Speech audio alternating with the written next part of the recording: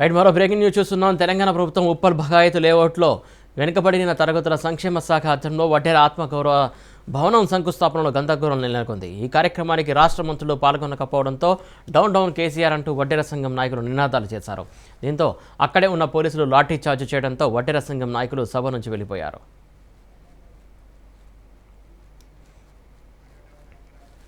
దీనికి సంబంధించి తాజా అప్డేట్స్ అందించడానికి మా కరెస్పాండెంట్ మహేందర్ సిద్ధంగా ఉన్నారు. మహేందర్, చెప్పండి, అసలు అక్కడ పరిస్థితి ఎలా ఉంది, ఏంటి? సురేష్, తెలంగాణ రాష్ట్ర ప్రభుత్వం అమలు అయితే ప్రతి కులాలు కూడా ఆత్మగౌరవంతో ఉండాలంటూ ఆత్మగౌరవ సభలు, ఆత్మగౌరవ కార్యక్రమాలు చేసింది. అలాగే ఆత్మగౌరవ భవనాలు కూడా నిర్మించింది. ఆ ఆత్మగౌరవ భవనాలకు ఆ సంక్షేమ శాఖలుగా కూడా పెట్టింది. అయితే ఉప్పల్లో దాదాపు అన్ని కులాలకు ఆత్మగౌరవ సభలు చాలా ఘనంగా ఏర్పాటు చేస్తున్నారు. దీనికి మంత్రులు, ముఖ్యమంత్రి సైతం చీఫ్ గెస్ట్ గా వచ్చిన నేపథ్యం కనిపించింది.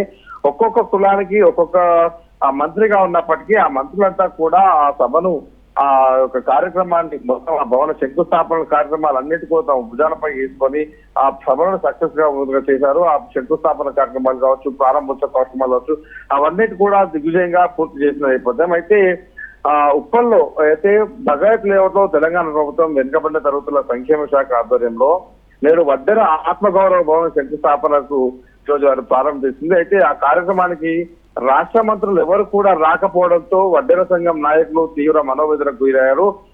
తమల్ని అయితే అవమానించారు, ఎందుకు మంత్రులు రాలేకపోయారు అంటే ఇంత చిన్న చూపు మా కమ్యూనిటీ అంటే అన్నట్టుగా వారంతా కూడా కేసీఆర్ డౌన్ అంటూ నినాదాలు చేశారు. ప్రభుత్వానికి వ్యతిరేకంగా నినాదాలు చేశారు.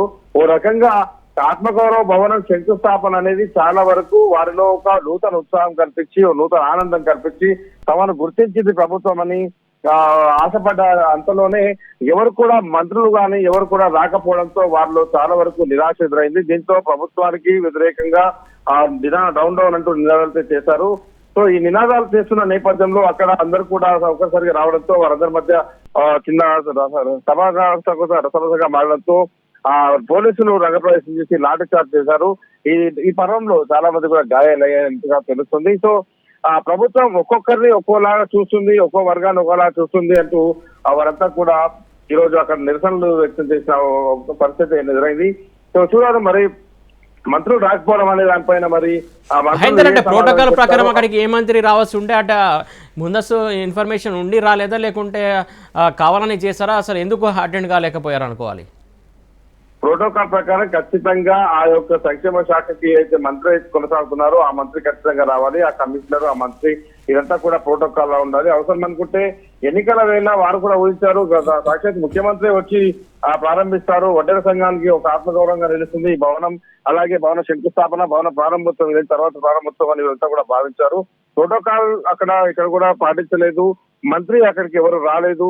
కనీసం ఆ ప్రాంతంలో ఉండేటువంటి ఆ నియోజకవర్గంలో ఉన్నటువంటి మంత్రి గాని ముఖ్య నేతలు కూడా ఎవరు రాకపోవడంతో వారంతా కూడా ఆందోళనగా బాటపడ్డారు.